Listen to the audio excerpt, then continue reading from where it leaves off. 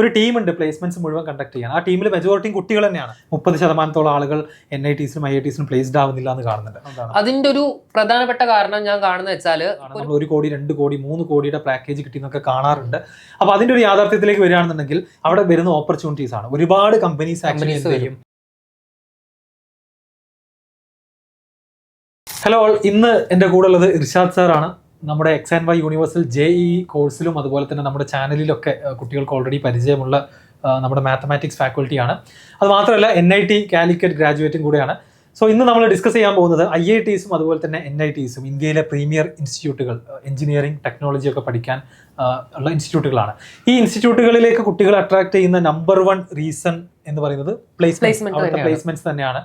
അപ്പോൾ എന്താണ് ആക്ച്വലി IITസിലും NITസിലും ഉള്ള പ്ലേസ്മെന്റ് ഓപ്പർച്യൂണിറ്റീസ്, അതിൻ്റെ ഒരു റിയാലിറ്റി എന്താണ്, അത് കിട്ടാൻ കുട്ടികൾ ചെയ്യേണ്ട ഒരു എഫേർട്ട് എത്രത്തോളം ഉണ്ട്, എത്ര ആളുകൾക്ക് കിട്ടാറുണ്ട്, ഇങ്ങനെ ഒരുപാട് ഡൗട്ടുകൾ പുറത്തുള്ള ആളുകൾക്ക് ഉണ്ട്. ഫോർ എക്സാമ്പിൾ, നമ്മൾ പത്രത്തിൽ കാണാറുണ്ട് 1 കോടി രൂപയുടെ പാക്കേജ് വന്നു ഇന്ന് തുടങ്ങി. ഒരുപാട് വാർത്തകളും അതുപോലെ തന്നെ ഒരുപാട് അസംഷൻസ് ഒക്കെ ഈ പ്ലേസ്മെന്റ്സുമായി ബന്ധപ്പെട്ട് നമ്മൾ റീസെന്റ് കണ്ടു NIT IITസിലെ പ്ലേസ്മെന്റ്സ് കുറവാണെന്നുള്ളത്. 30% ആളുകൾ പ്ലേസ്ഡ് ആയിട്ടില്ല എന്ന് വാർത്തകൾ കാണുന്നുണ്ട്.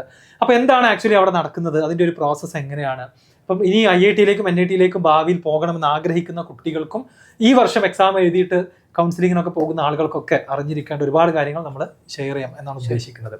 ഓക്കെ, സോ ഫസ്റ്റ് ആയിട്ട് എനിക്ക് ചോദിക്കാനുള്ളത് IITസിലെയും NITസിലെയും പ്ലേസ്മെന്റ്സിന്റെ ഒരു പ്രോസസ്സ് ആക്ച്വലി എങ്ങനെയാണ് അത് നടക്കുന്നത്? ഓക്കെ, അതായത് നമ്മുടെ IIT NITസിലുള്ള പ്ലേസ്മെന്റ്സിന് ഒരു സ്ട്രക്ചർ ഉണ്ട്. അത് കുറെ ആൾക്കാരുടെ മനസ്സിലൊരു മിസ്കോൺസെപ്ഷൻ ഉണ്ട്. അതായത് നമ്മളെ NIT IITയിലോട്ട് ഒരു JEE അല്ലെങ്കിൽ JEE അഡ്വാൻസ് ക്ലിയർ ചെയ്തെത്തിയാൽ അതോടെ എന്ത് കഴിഞ്ഞു, നമ്മുടെ ടാസ്ക് കഴിഞ്ഞു, ബൈ ഡിഫോൾട്ട് നമ്മൾ പ്ലേസ്ഡ് ആവുന്ന മനസ്സിലൊരു ഇതുണ്ട്. പക്ഷെ ആക്ച്വലി അങ്ങനെയല്ല. അവിടെ ഒരു സ്ട്രക്ചർ ഉണ്ട്. അവിടെ പോയി അതിൻ്റെതായ പ്രിപ്പറേഷൻസ് നമ്മൾ ചെയ്യാനുണ്ട്. ഇനി ഏതൊരു കോളേജ് നമ്മൾ എടുക്കുകയാണെങ്കിലും ആ ഒരു കോളേജിൽ ഒരു ഡെഡിക്കേറ്റഡ് ആയിട്ട് ഒരു പ്ലേസ്മെന്റ് സെല്ല് ഉണ്ടാവും. ആ ഒരു പ്ലേസ്മെന്റ് സെല്ലിൽ ഒരു ഡിപ്പാർട്ട്മെന്റ് ലെവൽ ഒരു പ്ലേസ്മെന്റ് കോർഡിനേറ്റേഴ്സ് ഉണ്ടാവും. ആ ഒരു ഇൻസ്റ്റിറ്റ്യൂട്ടിലെ ഫാക്കൽറ്റീസ് ആയിരിക്കും ആ കോർഡിനേറ്റർ. അതുപോലെ തന്നെ അവിടെ സ്പോക്സ് ഉണ്ടാവും, അതായത് single point of contact student coordinators ആണ്.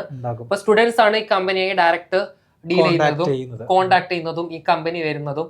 അല്ലാത്ത ബൈ ഡിഫോൾട്ട് ഈ വർഷം വന്ന കമ്പനി അടുത്ത വർഷം വരണം, അങ്ങനെയൊന്നുമില്ല. അതൊക്കെ ഒരു മിസ്കോൺസെപ്ഷൻ ആണ്. ഓരോ വർഷം ഫ്രം സ്ക്രാച്ച് ഈ ഒരു പ്ലേസ്മെന്റ് സെല്ല് വർക്ക് ചെയ്തിട്ടാണ് ഈ ഒരു പ്ലേസ്മെന്റ് ഉണ്ടാക്കുന്നത്.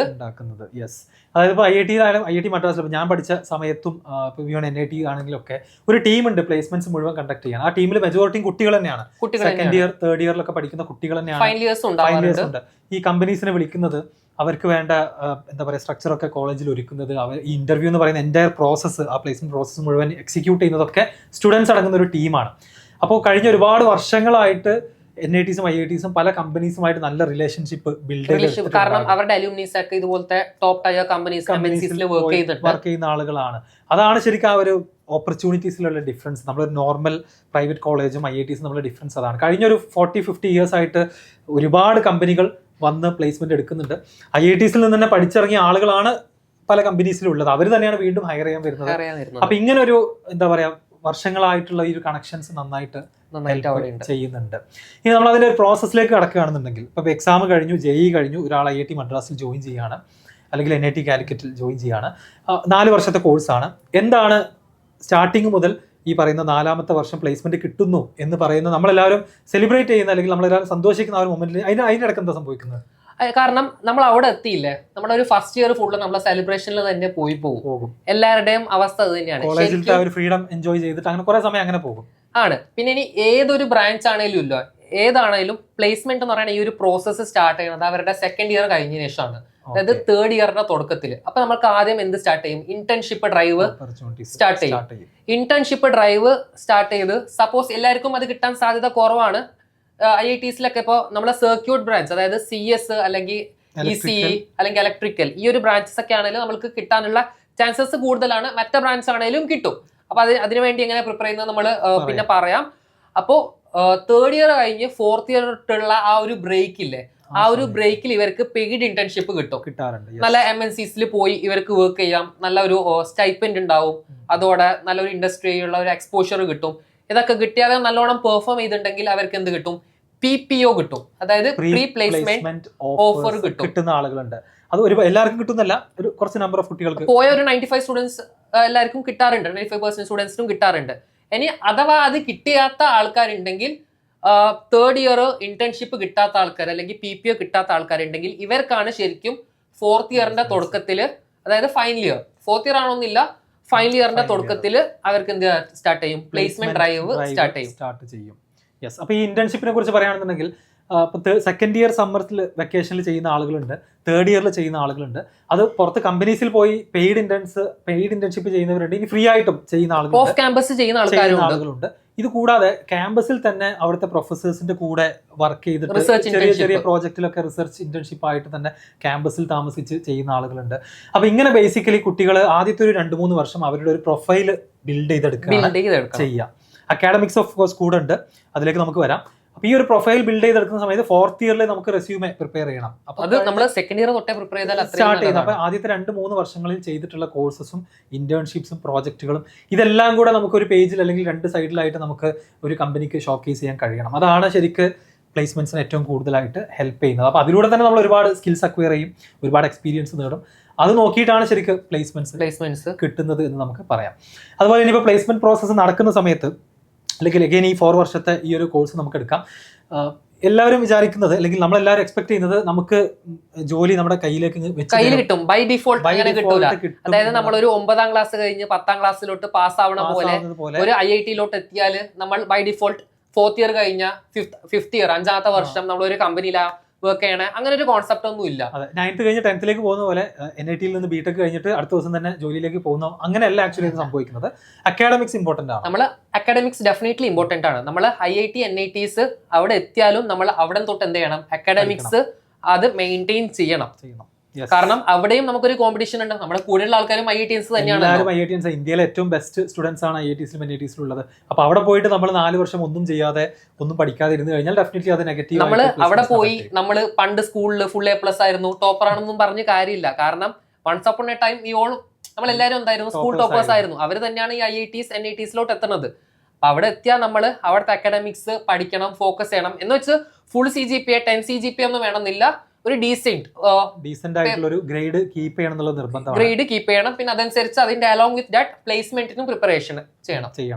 അപ്പോൾ പ്ലേസ്മെന്റ് പ്രിപ്പറേഷൻ ഒക്കെ ചെയ്യണം. അപ്പോൾ ഇതെല്ലാം ചെയ്യണം എന്നുള്ളത് ആരും മറന്നു പോകരുത്. IIT-യിൽ എത്തിയെന്ന് വിചാരിച്ചിട്ട് അല്ലെങ്കിൽ NIT-യിൽ എത്തിയെന്ന് വിചാരിച്ചിട്ട് ആരും പ്ലേസ്മെന്റ് ജോബ് കയ്യിലേക്ക് എടുത്ത് വെച്ച് തരില്ല. പിന്നെ എന്താണ് ബാക്കി കോളേജസിൽ നിന്നും ഡിഫറൻസ് വരുത്തുന്നതെന്ന് ചോദിച്ചു കഴിഞ്ഞാൽ അവിടെ വരുന്ന ഓപ്പർച്യൂണിറ്റീസ് ആണ്. ഒരുപാട് കമ്പനീസ് ആക്ച്വലി എന്ത് ചെയ്യും, IITസിലേക്ക് പ്ലേസ്മെന്റ് സീസണിൽ എത്തും അല്ലെങ്കിൽ NITസിലേക്ക് എത്തും. അപ്പോൾ അവർ ഇന്റർവ്യൂ എടുക്കാൻ വേണ്ടിയിട്ട് കോളേജിൽ എത്തുകയാണ്. അപ്പോൾ അതിലേക്ക് നമ്മൾ എന്ത് ചെയ്യുക, ആ ഇന്റർവ്യൂവിന്റെ സെഷനിലേക്ക് എത്തുക, നമുക്ക് നമ്മുടെ കാര്യങ്ങളൊക്കെ പ്രസന്റ് ചെയ്തുകൊണ്ട് ഏറ്റവും നന്നായിട്ട് നമ്മുടെ സ്കിൽസ് ഒക്കെ അവർക്ക് പറഞ്ഞു കൊടുത്തുകൊണ്ട് കൺവിൻസ് ചെയ്യാം, അങ്ങനെ ജോലി നേടിയെടുക്കുക എന്നുള്ളൊരു പ്രോസസ്സ് അവിടെ ആക്ച്വലി എന്ത് ചെയ്യുന്നുണ്ട്, സംഭവിക്കുന്നുണ്ട്. ഇനി നമ്മുടെ ഇന്റേൺഷിപ്പ് കഴിഞ്ഞു, കുറച്ച് ആളുകൾക്ക് PPO കിട്ടാത്ത ആളുകളുണ്ട്. അവരുടെ ഫൈനൽ ഇയർ അവർ എന്ത് സ്റ്റാർട്ട് ചെയ്യാണ്, പ്ലേസ്മെന്റ് ഡ്രൈവ് സ്റ്റാർട്ട് ചെയ്യാണ്. ഇനി IIT മദ്രാസിൽ നമ്മുടെ ഫൈനൽ ഇയറിലെ ഡിസംബറിലാണ് ഏറ്റവും കൂടുതൽ പ്ലേസ്മെന്റ്സ് നടക്കുന്നത്. NIT-യിൽ ഏത് ടൈമിലാണ്? ഓഗസ്റ്റ് തൊട്ട് സ്റ്റാർട്ട് ചെയ്യും ഫൈനൽ ഇയറിൽ. ഓക്കെ. IIT-യിൽ ആക്ച്വലി ഡിസംബറിലാണ് വെക്കേഷൻ, വിന്ററിലെ വെക്കേഷൻ ആ സമയത്താണ്. അപ്പോൾ അതിൽ December 1 മുതലാണ് ആക്ച്വലി എല്ലാ വർഷവും സ്റ്റാർട്ട് ചെയ്യാറുള്ളത്. അതിൽ Day 1, Day 2, Day 3 എന്നൊക്കെ നമ്മൾ വിളിക്കാറുണ്ട് ആ പ്ലേസ്മെന്റ് സമയത്ത്. അപ്പോൾ എന്താണെന്ന് വെച്ചാൽ മൊത്തം കമ്പനികൾ വരുന്നത് ഈ ഒരു 10 ഡേയ്സിലാണ്. അതിൽ Day 1 വരുന്നത് ഹൈലി പെയ്ഡ് ആയിട്ടുള്ള കമ്പനീസ് ആയിരിക്കും. നമ്മൾ പറയുന്നത് ഗൂഗിൾ, ഫേസ്ബുക്ക്, മൈക്രോസോഫ്റ്റ്, അതുപോലത്തെ ഈവൻ US-ലടക്കം പ്ലേസ്മെന്റ് ഓപ്പർച്യൂണിറ്റീസ് കിട്ടുന്ന കമ്പനീസ് ഒക്കെ Day 1 വരിക. അത് കഴിഞ്ഞ് Day 2, Day 3 അങ്ങനെ ഓരോ ദിവസം കഴിയുന്നതിനനുസരിച്ച് ആ പാക്കേജ് കുറഞ്ഞ് അങ്ങനെ ഒരു സിസ്റ്റമാണ് IIT മദ്രാസിൽ. ഇത് അപ്പൊ NIT കാലിക്കറ്റിലോട്ട് വരുവാണെങ്കിലേ നമ്മൾക്കൊരു ഇയർ ലോങ് നീണ്ടു നിൽക്കുന്ന ഒരു പ്ലേസ്മെന്റ് ഡ്രൈവ് ആണ്. അതായത് ഇപ്പൊ ഈ വീക്ക് ഒരു കമ്പനി വരും, അടുത്ത കമ്പനി ഒരു 2 ആഴ്ച കഴിഞ്ഞ് വരും, അങ്ങനെയാണ് വരുന്നത്. പിന്നെ പണ്ടത്തിനേക്കാളും കുറച്ചുകൂടി ഡിഫറെന്റ് ആണ്. ഇപ്പൊ ആക്ച്വലി കമ്പനി ഡയറക്റ്റ് ക്യാമ്പസിലോട്ട് വരാറില്ല.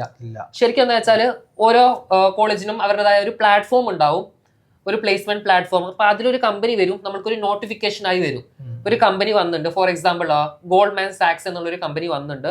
അപ്പോൾ CGPA ക്രൈറ്റീരിയ 7 ആണ്. പിന്നെ ഇതാണ് നമുക്ക് വേണ്ട ജോബ് റിക്വയർമെന്റ്, ഒരു ജോബ് ടൈറ്റിൽ ഉണ്ടാവും. ഇഷ്ടമുള്ള ആൾക്കാർക്ക് ആ ഒരു ആപ്പിൽ പോയി അപ്ലൈ ചെയ്യാം.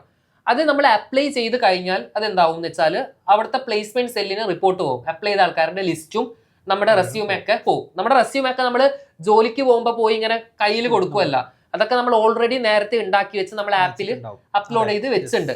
അത് നമ്മൾ പ്ലേസ്മെന്റ് സെല്ലിനെ ഏൽപ്പിക്കും. പ്ലേസ്മെന്റ് സെല്ല് ഇത് ആ കമ്പനീസിനെ ഏൽപ്പിക്കും. എന്നിട്ട് കമ്പനീസ് എന്ത് ചെയ്യും, ഈ അപ്ലൈ ചെയ്ത സ്റ്റുഡൻസിന്റെ ലിസ്റ്റ് ഒക്കെ ഒന്ന് എടുത്ത് നോക്കി ഷോർട്ട് ലിസ്റ്റ് ചെയ്ത് അതൊന്ന് റെസ്യൂമെ ഷോർട്ട് ലിസ്റ്റ് ചെയ്യും. ചിലപ്പോൾ നല്ലൊരു കമ്പനിയൊക്കെ വരുവാണെങ്കിൽ ഒരു 500-600 പേരൊക്കെ അപ്ലൈ ചെയ്യും. അത് ഇന്ന് ഷോർട്ട് ലിസ്റ്റ് ഒരു 400-300 പേരൊക്കെ ഷോർട്ട് ലിസ്റ്റ് ചെയ്യും. എന്നിട്ട് അടുത്ത പ്രോസസ്സിൽ എന്താ വരിക എന്ന് വെച്ചാൽ മോസ്റ്റ് ഓഫ് ദി ഒരു 90% ഓഫ് ദി കമ്പനീസും ടെസ്റ്റ് നടത്തും, ആപ്റ്റിറ്റ്യൂഡ് ടെസ്റ്റ് നടത്തും. ആപ്റ്റിറ്റ്യൂഡ് ടെസ്റ്റ് എന്ന് പറഞ്ഞാൽ ഇപ്പൊ ഒരു 3 ടൈപ്സ് ഓഫ് കമ്പനീസ് ഉണ്ട്. ഇപ്പൊ ചില കമ്പനീസ് കോഡിംഗ് കമ്പനീസ് ആണ്. കോഡിംഗ് കമ്പനീസ് ആണെങ്കിൽ അവരുടെ ആപ്റ്റിറ്റ്യൂഡ് ടെസ്റ്റ് എന്ന് പറഞ്ഞാൽ പ്യൂർ കോഡിംഗ് ആയിരിക്കും, കുറച്ച് നല്ല ഒരു DSA പ്രോബ്ലംസ് ഒക്കെ സോൾവ് ചെയ്യുന്ന ടൈപ്പ് പ്രോബ്ലംസ് ആയിരിക്കും. ഇനി കുറച്ച് മാനേജറിയൽ കമ്പനീസ് ആണ്, ഇപ്പൊ ഡെലോയിറ്റ് പോലത്തെ കമ്പനീസ് ഒക്കെയാണ് വരുവാണെങ്കിൽ, കൺസൾട്ടൻസി കമ്പനീസ് ആണ് വരുവാണെങ്കിൽ നമ്മൾക്കൊരു ആപ്റ്റിറ്റ്യൂഡ് ടെസ്റ്റ് ആയിരിക്കും. ആപ്റ്റിറ്റ്യൂഡ് ടെസ്റ്റ് എന്ന് പറഞ്ഞാൽ നമ്മൾക്കുള്ള അടുത്ത് ഇന്റഗ്രേഷൻ, ഡിഫറൻസിയേഷൻ അതൊന്നും ആയിരിക്കില്ല ചോദിക്കണേ. നമ്മള് ബേസിക് ആയി 9th 10th പഠിച്ച ബേസിക് ക്വാണ്ടിറ്റേറ്റീവ് ആപ്റ്റിറ്റ്യൂഡും എക്സാമും പിന്നെ കുറച്ച് നമ്മുടെ ലാംഗ്വേജ് എബിലിറ്റിയും അതൊക്കെ ആ ഒരു ടെസ്റ്റിൽ ചെക്ക് ചെയ്യും. എന്നിട്ട് ആ ഒരു ടെസ്റ്റ് കഴിഞ്ഞതിന് ശേഷം ഒരു 100 പേരെ എന്ത് ചെയ്യും, ഷോർട്ട് ലിസ്റ്റ് ചെയ്യും. ഒരു പകുതി കമ്പനീസും ഡയറക്റ്റ് ഇന്റർവ്യൂ ആയിരിക്കും. ഇന്റർവ്യൂ 2 റൗണ്ട് ഉണ്ടാവും. ഫസ്റ്റ് റൗണ്ട് ചിലപ്പോൾ ടെക്നിക്കൽ ഇന്റർവ്യൂ ആയിരിക്കും, അത് നമ്മളെ സ്കിൽസ് ഒക്കെ ചെക്ക് ചെയ്യാൻ വേണ്ടി. ഒരു സെക്കൻഡ് റൗണ്ട് HR ഇന്റർവ്യൂ ആയിരിക്കും. ചില കമ്പനി ആണെങ്കിൽ 2 ഇന്റർവ്യൂ ഒറ്റ ഇന്റർവ്യൂ ആയിരിക്കും. ഇനി ചില കമ്പനീസ് ആണെങ്കിലില്ലേ നല്ലോണം മാനേജറൽ റോളൊക്കെ ആണെങ്കിൽ ഇന്റർവ്യൂക്കും ടെസ്റ്റിനും ഇടയിൽ ഒരു GD നടത്തും, ഗ്രൂപ്പ് ഡിസ്കഷൻ നടത്തും. ആ ഒരു ഗ്രൂപ്പ് ഡിസ്കഷനും ഓൺലൈൻ ഉണ്ടാവാറുണ്ട്, ഓഫ്ലൈൻ ഉണ്ടാവാറുണ്ട്. It depends on companies. പക്ഷേ നമ്മൾ ഈ പോസ്റ്റ് കോവിഡിൽ കണ്ടുവരുന്നത് കൂടുതലും കമ്പനീസ് പ്രിഫർ ചെയ്യണത് ഓൺലൈൻ ഡ്രൈവ് ആണ്. കാരണം അവർക്ക് ഇങ്ങോട്ട് ട്രാവൽ ചെയ്യണ്ട, കാരണം എല്ലാം ഇപ്പൊ ഓൺലൈനിൽ തന്നെ ആക്സസിബിൾ ആണ്. അതെ. അപ്പോൾ ഈ സിമിലർ കാര്യങ്ങൾ തന്നെ ആക്ച്വലി IIT മദ്രാസിൽ ഉണ്ടാവാറുണ്ട്. ഞാൻ പറഞ്ഞ പോലെ ഡിസംബറിലാണ് എന്ത് ചെയ്യുക, പ്ലേസ്മെന്റ്സ് സ്റ്റാർട്ട് ചെയ്യുക. അപ്പോൾ December 1 മുതൽ എല്ലാവരും വളരെ ആകാംക്ഷയോടെ കാത്തിരിക്കും എത്ര ആളുകൾക്ക് പ്ലേസ്മെന്റ്സ് കിട്ടി, എത്രയാണ് പാക്കേജ് എന്നൊക്കെ നോക്കാൻ. അതിന് മുൻപ് November October സമയത്ത് അപ്പോൾ ഇർഷാദ് സാർ പറഞ്ഞ ഈ കാര്യങ്ങളൊക്കെ സംഭവിക്കും. ഈ ടെസ്റ്റുകൾ നേരത്തെ തന്നെ നമ്മൾ അപ്ലൈ ചെയ്യുന്നതൊക്കെ എപ്പോഴാണ്, August, November, October, November ആ സമയത്ത് തന്നെ അപ്ലൈ ചെയ്യും. അങ്ങനെ അപ്ലൈ ചെയ്യുന്നു, റെസ്യൂമേഴ്സ് നമ്മൾ അപ്ലോഡ് ചെയ്യുന്നു, റെസ്യൂമെ വെരിഫൈ ചെയ്യും ഈ പ്ലേസ്മെന്റ്സ് അല്ലേ. കാരണം ആരും അതിൽ എഴുതിയ കാര്യങ്ങൾ CGPA വെരിഫൈ ചെയ്യും. ഒരുപാട് കമ്പനീസ് CGPA കട്ട് ഓഫ് ഉണ്ടായിരിക്കും. 8 ഉള്ളവർക്ക് മാത്രമേ അപ്ലൈ ചെയ്യാൻ പറ്റുള്ളൂ, 8.5 അല്ലെങ്കിൽ 7.5 വേണം. ഇങ്ങനത്തെ ക്രൈറ്റീരിയ അടക്കണ്ട. അതുകൊണ്ടാണ് അക്കാഡമിക്സ് ഇമ്പോർട്ടന്റ് ആണെന്ന് തന്നെ പറഞ്ഞത്. ചില കമ്പനീസ് ഇല്ലേ ബ്രാഞ്ച് വൈസ് പറയും, അതായത് സർക്യൂട്ട് ബ്രാഞ്ചസിന് മാത്രമേ അപ്ലൈ ചെയ്യാൻ പറ്റൂ എന്ന് പറയും, ചിലത് നോൺ സർക്യൂട്ട്. പക്ഷെ എന്ത് പറഞ്ഞാലും ഇപ്പൊ ഇനി കോഡിംഗ് റോൾ, ഇപ്പൊ നിങ്ങളിപ്പോ ഒരു ചില ആൾക്കാർക്ക് ഡൗട്ട് ഉണ്ടാവും, ഇപ്പൊ JEE ഒക്കെ കഴിഞ്ഞു, സിവിൽ എഞ്ചിനീയറിംഗ് ഞാനിപ്പോ എടുത്തു, അല്ലെങ്കിൽ ഞാൻ ഇപ്പൊ ഒരു ബയോടെക്നോളജി എടുത്തു. അതൊരു ഇമ്പോർട്ടന്റ് ക്വസ്റ്റ്യൻ ആണ്. അതായത് ബ്രാഞ്ച് കിട്ടുന്നത് പലപ്പോഴും റാങ്കിനെ ഡിപ്പെൻഡ് ചെയ്തിട്ടാണ്, നമ്മുടെ പ്രിഫറൻസ് ആയിരിക്കില്ല. നമുക്ക് കിട്ടിയ റാങ്കിനനുസരിച്ച് നമ്മൾ ആ കോളേജിൽ ഒരു ബ്രാഞ്ച് ചൂസ് ചെയ്തേ പറ്റൂ. അപ്പോൾ സിവിൽ ചൂസ് ചെയ്യുന്ന ആളുകളുണ്ട്, ബയോടെക് എടുക്കുന്നവരുണ്ട്, മെക്കാനിക്കൽ എടുക്കുന്നവരുണ്ട്.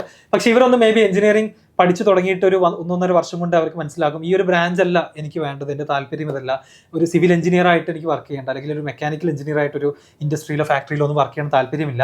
അങ്ങനെയാണെങ്കിൽ പിന്നെ അവരെന്ത് ചെയ്യണം, വേറെ ഫീൽഡിനെ കുറിച്ച് ആലോചിച്ച് തുടങ്ങണം. അപ്പൊ എന്താണ് അതിന്റെ ഒരു സാധ്യത? നമ്മൾ ഏതൊരു ബ്രാഞ്ച് ആണെങ്കിലും പോലും നമ്മൾക്ക് കോഡിംഗ് കമ്പനീസിൽ ഇരിക്കാൻ പറ്റും. ഇപ്പൊ ചില കമ്പനീസ് മാത്രമേ കട്ട് ഓഫ് പറയാൻ പറ്റൂ, അതായത് സർക്യൂട്ട് ബ്രാഞ്ച് അല്ലെങ്കിൽ CS ബ്രാഞ്ച് മാത്രം ഇരുന്നാൽ മതി. അല്ലാത്തൊരു 80% ഓഫ് ദി കമ്പനീസും ഇപ്പൊ ഗോൾഡ്മാൻ സാക്സ് അല്ലെങ്കിൽ ഒറാക്കിള് ഇതുപോലത്തെ കമ്പനീസ് ഒക്കെ അല്ലേ വെൽ കോഡിംഗ് കമ്പനീസ് ആണ്. ഇപ്പൊ Intel open to all branches, എല്ലാ ബ്രാഞ്ചസിനും ഓപ്പൺ ചെയ്യും.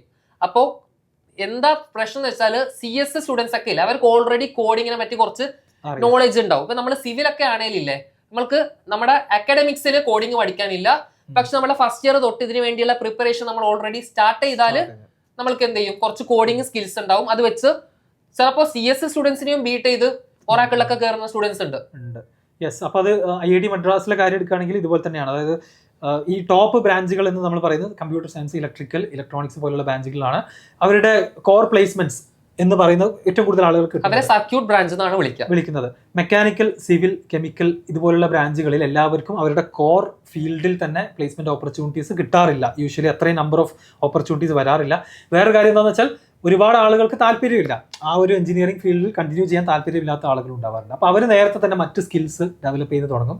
മേ ബി കോഡിംഗ് ആവാം, അല്ലെങ്കിൽ ഡേറ്റാ സയൻസ് ആവാം, അല്ലെങ്കിൽ ഒരു കൺസൾട്ടൻസി ഫേമിൽ വർക്ക് ചെയ്യാൻ പറ്റുന്ന രീതിയിലുള്ള കമ്മ്യൂണിക്കേഷൻ സ്കിൽസും അനലിറ്റിക്കൽ സ്കിൽസും ഡെവലപ്പ് ചെയ്യുന്നതാവാം. ഈ രൂപത്തിൽ നേരത്തെ തന്നെ സ്കിൽ ഡെവലപ്പ് ചെയ്ത് തുടങ്ങിക്കഴിഞ്ഞാൽ ഇതുപോലത്തെ ഒത്തിരി കമ്പനികളിലേക്ക് ഓപ്പൺ ആയിരിക്കും ഓപ്പർച്യൂണിറ്റീസ്, അവിടെ പ്ലേസ്മെന്റ്സിന് ഇരിക്കാൻ പറ്റും എന്നുള്ളത് തന്നെയാണ്. അങ്ങനെ ഒരുപാട് പേര് പോകുന്നുണ്ട്, റൈറ്റ്. അപ്പോൾ അതൊരു ക്വസ്റ്റ്യൻ തന്നെയാണ് ആക്ച്വലി. അതായത് മെക്കാനിക്കൽ പഠിച്ചിട്ട് എങ്ങനെയാണ് ഇയാൾ മറ്റൊരു ഫീൽഡിൽ എത്തിയത്, അല്ലെങ്കിൽ കെമിക്കൽ എഞ്ചിനീയറിംഗ് എടുത്തിട്ട് എങ്ങനെ ഈ ഫീൽഡിൽ എത്തിയെന്നൊക്കെ ചിന്തിക്കാറുണ്ട്. അപ്പോൾ പലപ്പോഴും ഓപ്പർച്യൂണിറ്റീസും ബെറ്റർ ആണെന്ന് പറയാം അല്ലെ. ഇപ്പൊ മെക്കാനിക്കൽ കെമിക്കലിനേക്കാളൊക്കെ ബെറ്റർ ഓപ്പർച്യൂണിറ്റീസ് ആണ് സോഫ്റ്റ്വെയറിലും കൺസൾട്ടിംഗ്. അവർക്ക് ബെറ്റർ ഓപ്പർച്യൂണിറ്റീസ് ആണ്. പക്ഷെ എന്ന് വെച്ച് CS അല്ല സിവിൽ ആർക്ക് ഓപ്പർച്യൂണിറ്റീസ് ഇല്ല എന്ന് ഒരിക്കലും പറയാൻ പറ്റൂല. അതിനുണ്ട്, യെസ്, അങ്ങനെയുണ്ട്. പിന്നെ ഇനി എങ്ങനെ പ്രിപ്പയർ ചെയ്യണം, ഇപ്പൊ ഫോർ എക്സാമ്പിൾ ഒരു മെക്കാനിക്കൽ കാരൻ എങ്ങനെ കോഡിങ്ങിന് പ്രിപ്പയർ ചെയ്യണം, ആ ഒരു ഡൗട്ട് എല്ലാവർക്കും ഉണ്ടാവും. കാരണം നമ്മുടെ ഈ ഒരു കാലത്ത് ഓൺലൈനിൽ ഇത്രയോ റിസോഴ്സസ് അവൈലബിൾ ആണ്. നമുക്ക് സ്വന്തമായി പഠിച്ചെടുക്കാൻ പറ്റുന്ന ഒരു അത് ലാംഗ്വേജേ ഉള്ളൂ. പിന്നെ പൈത്തൺ ആണെങ്കിലും C ആണെങ്കിലും C++ ആണെങ്കിലും എല്ലാം നമ്മൾ ഏത് ലാംഗ്വേജ് ആണെങ്കിലും പഠിക്കാം. അതനുസരിച്ച് പല റോൾസ് ഉണ്ട്. ഇപ്പൊ കോഡിംഗ് റോൾ ആണെങ്കിൽ നമുക്ക് മെയിൻ ആയി നോക്കാനുള്ള DSA, data structure and algorithm, അല്ലെങ്കിൽ DBMS, ഡാറ്റാബേസ് മാനേജ്മെന്റ് സിസ്റ്റം, അല്ലെങ്കിൽ കമ്പ്യൂട്ടർ നെറ്റ്വർക്ക്സ്. ഇതിൽ ഏതെങ്കിലും ഒരു ഡൊമൈനിൽ നമ്മൾ പഠിച്ചെടുത്താൽ നമ്മൾക്ക് കമ്പനി വരും. ഇനി നമ്മൾ വേറെ പുറത്തുള്ള ആൾക്കാരും നമ്മൾ IIT NITs ജോബ് നോക്കുന്ന ആൾക്കാരും തമ്മിലുള്ള വ്യത്യാസം എന്താന്ന് ചോദിച്ചാലില്ലേ, മെയിൻ വ്യത്യാസം നമ്മളൊരു ജോബ് ടൈറ്റിലിനെ ഫോക്കസ് ചെയ്തായിരിക്കും നോക്കണം. നമ്മൾ ജോബ് ടൈറ്റിൽ സ്പെസിഫിക് ആയിരിക്കും. എന്നിട്ട് പുറത്തുള്ള ഒരാളോട് എന്താ നീ ചെയ്യണം, ഞാൻ ജോലി നോക്കണം, എന്ത് ജോലിയാണ് നോക്കണം, അതൊന്നും അറിയില്ല. മെക്കാനിക്കൽ എഞ്ചിനീയർ ജോലി, ഇനി എന്താ നീ പഠിച്ചത്, ഞാൻ കമ്പ്യൂട്ടർ എഞ്ചിനീയറിംഗ്, എന്താ ജോലി നോക്കണേ, ഞാൻ ജോലി നോക്കും, ഏതാണെന്ന് അറിയില്ല. പക്ഷേ ഈ IIT NITs ആളോട് ചോദിച്ചാൽ അവർ സ്പെസിഫിക്കലി പറയും ഡാറ്റാ സയൻസ് റോളാണ്, അല്ലെങ്കിൽ DSA റോളാണ്. ഇപ്പൊ ഇനി മെക്കാനിക്കൽ എഞ്ചിനീയർ ആണെങ്കിൽ സപ്ലൈ ചെയിൻ റോളാണ്. അപ്പൊ അതനുസരിച്ചായിരിക്കും അവരുടെ റെസ്യൂമെ ഡിസൈൻ ചെയ്തിട്ടുണ്ടാവുക. അവരുടെ നമുക്ക് ഫൈനൽ ഇയർ പ്രൊജക്ട്സ് ഉണ്ട്. അപ്പൊ അവരുടെ ഫൈനൽ ഇയർ പ്രൊജക്ട്സ് ഒക്കെ ആ ഒരു റോൾ റിലേറ്റഡ് ആയിരിക്കും. പിന്നെ അവരുടെ കീവേഡ്സും റെസ്യൂമിൽ ഇടുന്ന കീവേഡ്സും കാര്യങ്ങളൊക്കെ കുറച്ചുകൂടി സ്പെസിഫിക് ആയിരിക്കും ആ ഒരു ജോബ് ടൈറ്റിലിനോട്. അപ്പൊ നമ്മൾ എപ്പോഴും ജോലി നോക്കുന്ന ആൾക്കാരോട് എനിക്ക് പറയാനുള്ളത്, നമ്മൾ ഒരു ജോബ് ടൈറ്റിലിനോട് സ്പെസിഫിക് ആണെങ്കിൽ നമുക്ക് ജോബ് കിട്ടാനുള്ള ചാൻസസ് കൂടുതലാണ്. അപ്പൊ നമ്മുടെ പ്രൊഫൈൽ ബിൽഡ് ചെയ്തെടുക്കുന്ന സമയത്ത് ആ ഒരു ജോബ് കണ്ടു കഴിഞ്ഞാൽ ഇയാൾ ഈ ഒരു ഫീൽഡിൽ എക്സ്പേർട്ട് ആണ് തോന്നുന്ന രീതിയിലുള്ള സ്കിൽസും പ്രൊഫൈലും ബിൽഡ് ചെയ്തെടുക്കുക എന്നുള്ളതാണ്. അടുത്ത ക്വസ്റ്റ്യൻ, ഇപ്പൊ സാലറി പാക്കേജ് അല്ലെ ഏറ്റവും അട്രാക്റ്റീവ് ആയിട്ട് എല്ലാവരും നോക്കി കാണുന്നത് അതാണ്. നമ്മൾ 1 കോടി 2 കോടി 3 കോടിയുടെ പാക്കേജ് കിട്ടിയെന്നൊക്കെ കാണാറുണ്ട്.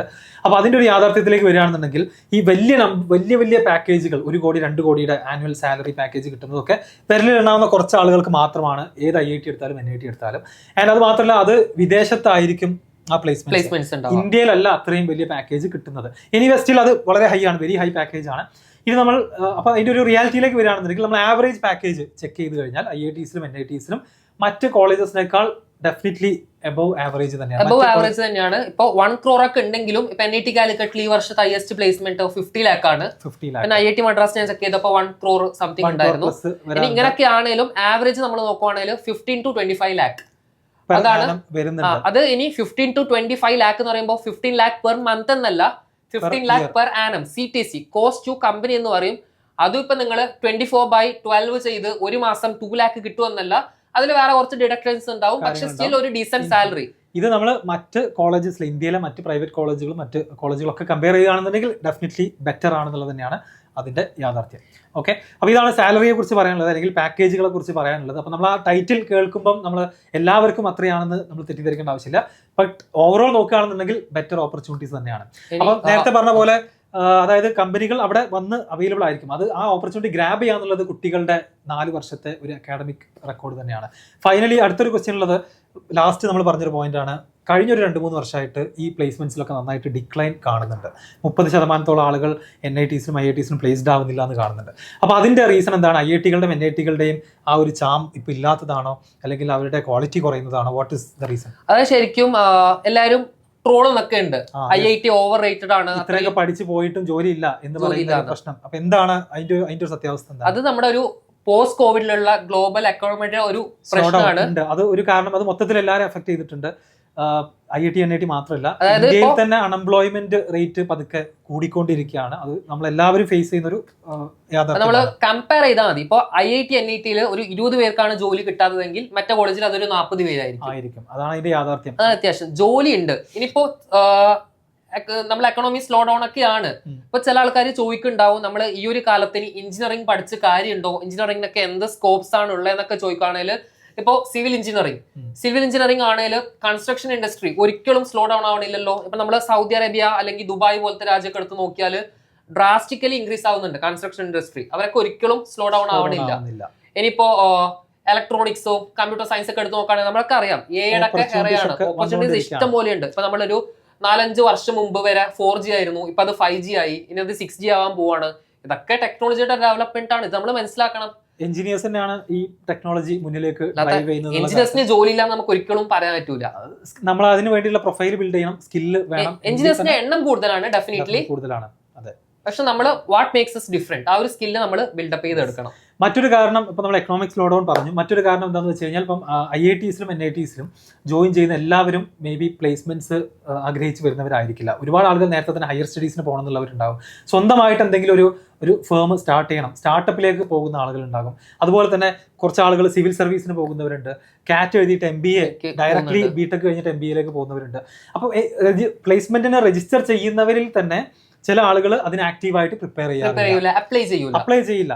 അവർ രജിസ്റ്റർ ചെയ്യും, ഇൻ കേസ് ആവശ്യം വന്നാൽ യൂസ് ചെയ്യാം എന്ന് വിചാരിച്ചിട്ട് പ്ലേസ്മെന്റ്സിന് രജിസ്റ്റർ ചെയ്യും. പക്ഷേ ഈ പറയുന്ന 3 മാസത്തെ ഞങ്ങൾ നേരത്തെ പറഞ്ഞ എക്സാം ടെസ്റ്റുകൾ ഉണ്ടാകും, ഗ്രൂപ്പ് ഡിസ്കഷൻസ് ഉണ്ടാകും, അങ്ങനത്തെ കാര്യങ്ങളിലൊന്നും ചിലപ്പോൾ പാർട്ടിസിപ്പേറ്റ് ചെയ്യില്ല, നല്ല റെസ്യൂമേ ഉണ്ടാക്കില്ല. കാരണം അവരുടെ എയിം ചിലപ്പോൾ ഹയർ സ്റ്റഡീസിന് പോകുന്നതായിരിക്കും, അതിന് വെച്ചതായിരിക്കും. അപ്പൊ അങ്ങനത്തെ ആളുകളും ഈ ജോലി കിട്ടാത്ത ലിസ്റ്റിൽ ആക്ച്വലി ഉണ്ട്. അവരൊക്കെ may be after some time US-ലോ യൂറോപ്പിലോ ഒക്കെ ഉള്ള യൂണിവേഴ്സിറ്റീസിൽ MS PhD പോലുള്ള ഹയർ സ്റ്റഡീസ് കംപ്ലീറ്റ് ആക്കുന്നവരും ഉണ്ട്. പിന്നെ ഈ പ്ലേസ്മെന്റ് പെർസെന്റേജ് എന്ന് പറഞ്ഞാൽ ആക്ച്വലി ആ ഒരു കോളേജിൽ എത്ര പേര് പഠിച്ചു എന്നുള്ളതല്ല, ആ ഒരു കോളേജിൽ പഠിച്ചതിൽ എത്ര ആൾക്കാർ പ്ലേസ്മെന്റിന് രജിസ്റ്റർ ചെയ്തു, അതിൽ എത്ര പേര് പ്ലേസ്ഡ് ആയി, അത് വെച്ചാണ് പ്ലേസ്മെന്റ് പെർസെന്റേജ് കണക്കാണ് കാൽക്കുലേറ്റ് ചെയ്യുന്നത്. ഇനി അടുത്തതായിട്ടൊരു റീസൺ എനിക്ക് തോന്നിയിട്ടുള്ളത് NIT കാലിക്കറ്റിന്റെ ഒരു എക്സാമ്പിൾ എടുത്തു കഴിഞ്ഞാൽ അവിടെ ഈ പറഞ്ഞ പോലെ ഒരുപാട് ആളുകൾക്ക് പ്ലേസ്മെന്റ്സ് കിട്ടുന്നില്ല എന്ന് പറയുന്നത് കഴിഞ്ഞ 3 വർഷം. അതിന്റെ കാരണം എന്താണ്? അതിന്റെ ഒരു പ്രധാനപ്പെട്ട കാരണം ഞാൻ കാണുന്നത് വെച്ചാൽ ഇപ്പൊ ഒരു പോസ്റ്റ് പാൻഡമിക്കിൽ, അതായത് 2020 ശേഷം നമുക്കറിയാം നമ്മുടെ നീറ്റ് എക്സാം കുറച്ചുകൂടി ഈസി ആയി,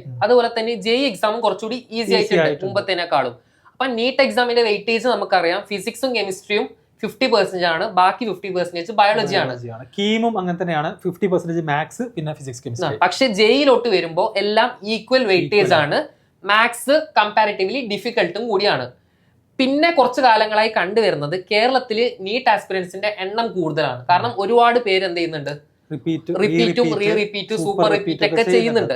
അപ്പോ നീറ്റിന്റെ സീറ്റ് കേരളത്തിൽ കമ്പാരിറ്റീവ്ലി എന്താണ്, ഒരു 1000-1500 സീറ്റേ ഉള്ളൂ.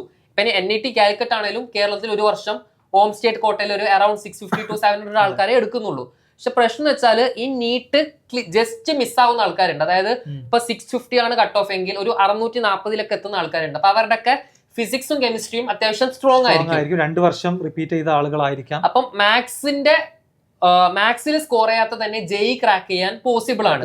മിനിമം കട്ട് ഓഫ് ഇല്ലാത്തതുകൊണ്ട് 3 മണിക്കൂർ എക്സാം മുഴുവൻ ഫിസിക്സും കെമിസ്ട്രി മാത്രം എഴുതി ആക്ച്വലി JEEക്ക് വേണ്ടിയിട്ട് പ്രിപ്പയർ ചെയ്ത കുട്ടികളെക്കാൾ നന്നായിട്ട് സ്കോർ ചെയ്യുന്ന ഒരുപാട് നീറ്റ് ആസ്പിറൻസ് ഉണ്ട്.